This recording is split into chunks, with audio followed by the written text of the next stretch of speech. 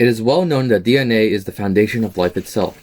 These chemical blueprints provide instructions necessary to make every one of the molecules in our body. But what if I told you that something like your childhood diet could fundamentally change how your DNA is expressed?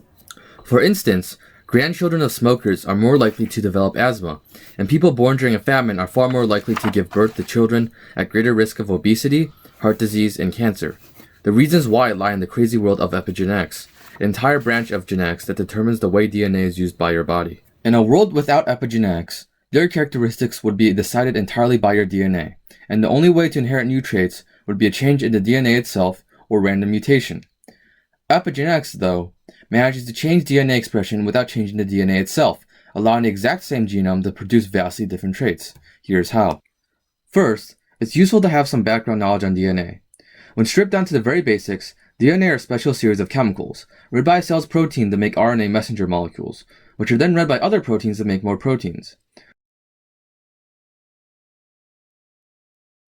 Proteins ultimately determine every trait and structure in the body. The reading of DNA and RNA are called transcription and translation respectively. Critically, both procedures can be altered and disrupted through chemical processes, and this is the idea at the heart of epigenetics. While epigenetics involves a huge variety of chemical interactions, two of the most prominent are methylation and acetylation. Methyl has the ability to bind to DNA in a way that prevents transcription from occurring. As a result, the presence of methyl can turn off a gene, or parts of it, because without both transcription and translation, DNA is obsolete. Acetyl functional groups do the opposite, allowing transcription to occur in certain situations where it originally couldn't, turning on said gene. Epigenetics doesn't stop there.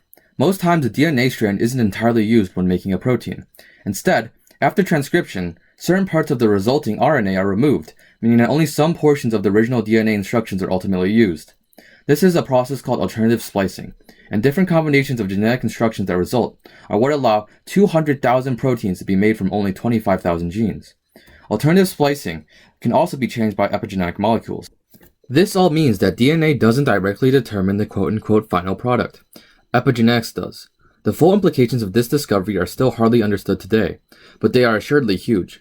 Unlike evolution through DNA change, which takes place over millennia, epigenetic changes can be triggered far faster, even within one generation, while still affecting subsequent generations in the same way that DNA changes could. Processes like methylation can be started by everything from certain foods to exercise. Knowing this has helped us understand the causes behind many genetic conditions on a far deeper level.